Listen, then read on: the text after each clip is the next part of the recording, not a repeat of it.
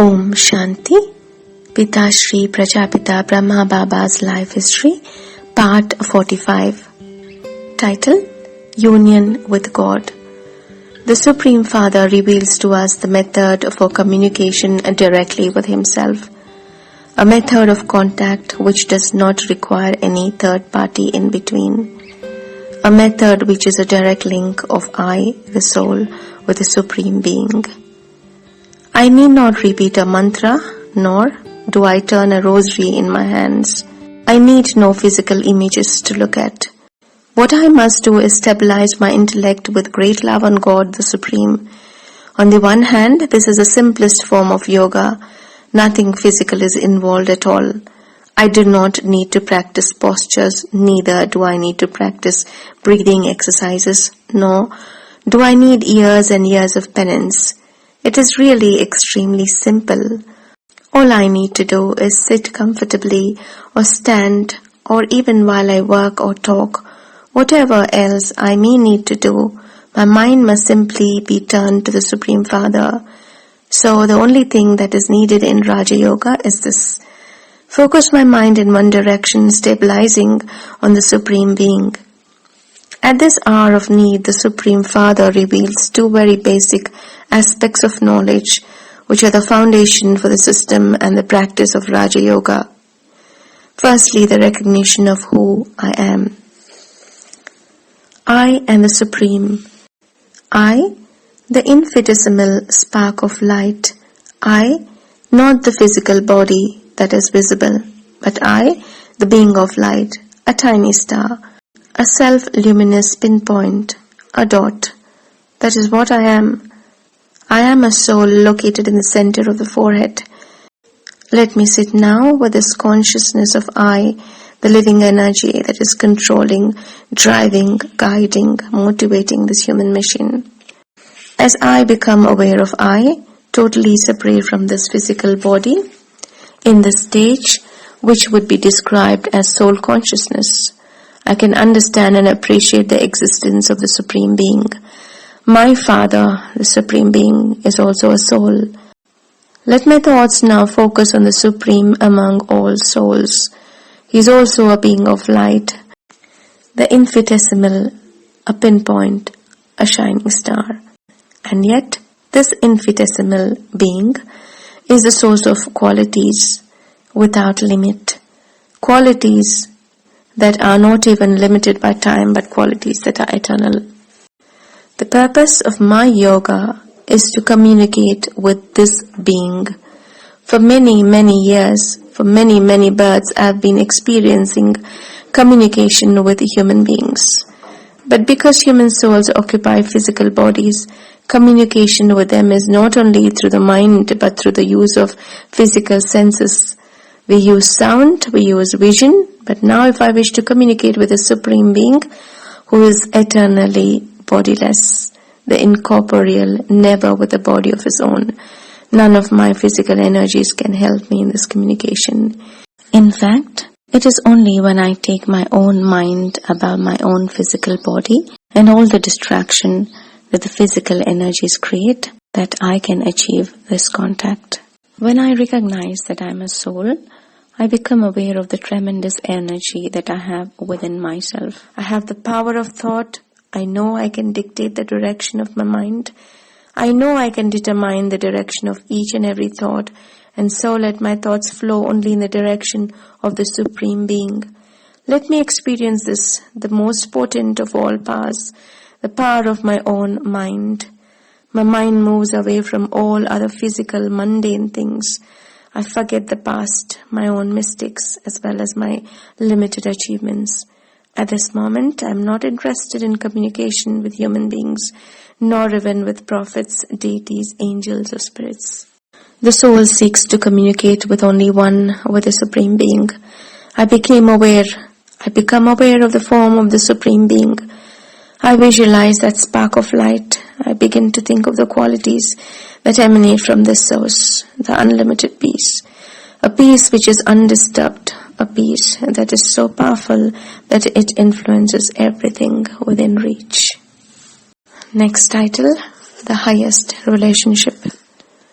My thoughts are now totally focused on the peace that my Supreme Father radiates. In the same way, let me experimenting knowing that my Supreme Father is not only a father, but that he is also my Supreme Mother, the one with total love, the one who is able to give love, which is totally for the upliftment of I, the soul. He is the one who will not reject the soul, though seeing it at its present impure, imperfect condition.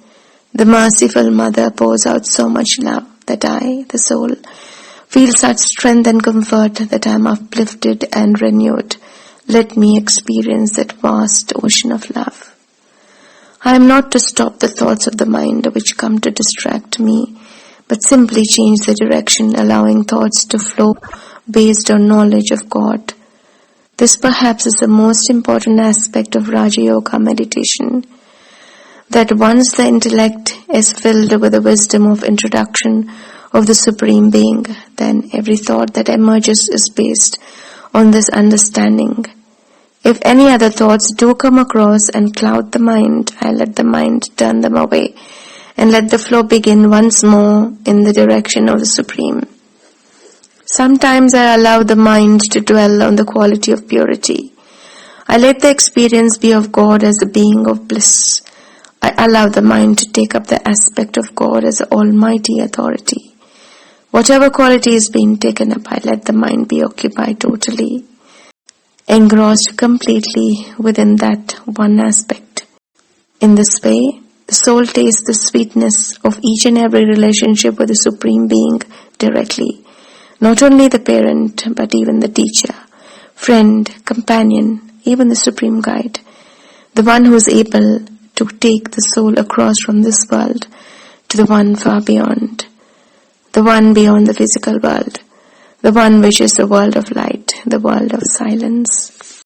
Because the very first meditation is based on knowledge, as soon as we begin to meditate, thoughts begin to flow towards the Supreme Being. They are uplifted away from the level of mundane existence. So as we meditate, the mind is being used very actively. Many conscious thoughts are flowing. This ensures that the mind never experiences a moment of dullness. There is never the opportunity for the mind to be bored and therefore to be distracted by anything else at all. The machinery of the mind is kept functioning at high speed, but with a specific direction. This process of meditation leads us automatically to a stage which could be described as concentration. In this stage, all thoughts are focused on the Supreme Being. The mind no longer pulled by the sounds outside. It is instead engrossed in this experience of contact with the Supreme Being. My effort was to meditate, and now the result is that there is easy concentration. But still, there are conscious thoughts, no longer as fast flowing as before, but now there will be no distraction because now I am beginning to enter deeply into each one of the attributes of the Supreme Being. My thoughts are pulled deeper and deeper into that particular quality, into that particular relationship, as I find myself reaching a stage described as the stage of realization. Now, there are no conscious thoughts as such. There is the experience of that particular quality of God, the experience of I, the soul, taking in, absorbing the attribute from the Supreme Being. This is also sometimes described as a seed stage. The soul has moved away from all the things that were additions, extensions. It has returned to its own original, eternal form of this pinpoint of light, this spark of light, the seed. While experiencing the perfect love, the soul is totally absorbed in that experience. There isn't even the conscious thought which says this is love, but the soul is simply feeling itself. It is also radiating this out into the world. Next title, Becoming Pure and Powerful. Afterwards, when I speak of my experience, there will come the conscious thought that this is the love that I had been thirsting for. This is the relationship that I had wanted to experience. This is the stage that yogis described as Nirsankalp Samadhi, that highest state of consciousness which is even free from active thought, and it has been achieved very, very naturally. Some think that this stage can only be experienced by forcing the mind, but to apply artificial pressure on the mind does not lead to establishing a relationship with the Supreme. It is possible that by forcing the mind, I can reach a stage by which the mind stops functioning for a limited period of time. But what I, the soul, am seeking is not simply stillness of the mind. I seek the relationship with the Supreme, the realization of my own eternal state, and the realization of God. And there has to be communication in order to have this realization. So, the mind is used actively at first, but then, because the power of God is being experienced, the mind is pulled directly by the Supreme Magnet. Then, the effect of this is that the fast functioning gradually slows down, and within this Nirsankalp Samadhi, there is an actual experience not only of stillness, but of the highest attributes of the Supreme.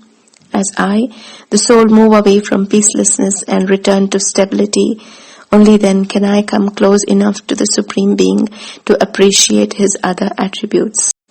Generally, the first experience in meditation is of the peace from the eternally Supreme Being, peace flooding the soul, so that I become stable.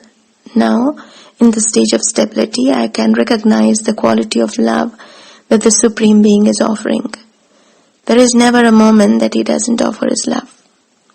Yet, why is it I have not been able to experience it? It is because my mind has been turned on a physical level.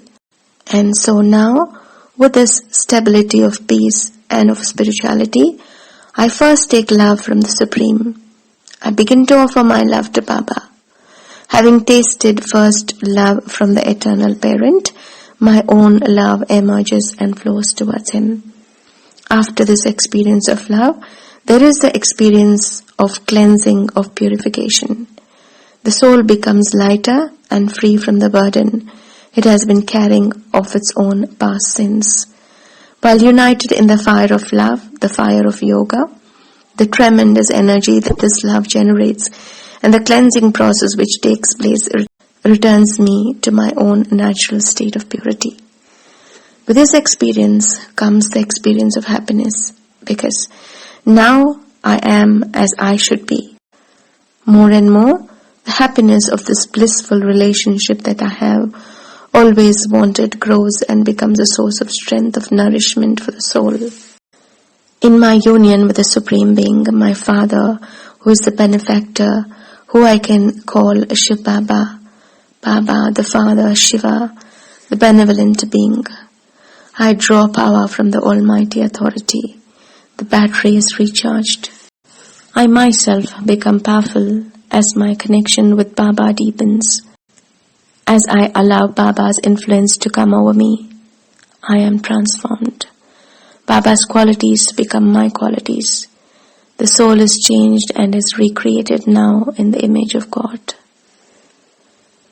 Next title, Yoga for Kings of Benevolence. Raja Yoga is the transformation of the soul from the state of impurity to a state of perfection. The change is described as a change of a human being into a divine being, a deity. So, Raja Yoga, the highest of all yogas, is that yoga which is union with the Supreme Being, that yoga which makes me the sovereign, the royal yogi, the king. First of all, giving me the experience of being master of my own mind, but further allowing the sovereign qualities of divinity to develop within the self so that I am uplifted. As the soul practices Raja Yoga, as it experiences each of the qualities of God,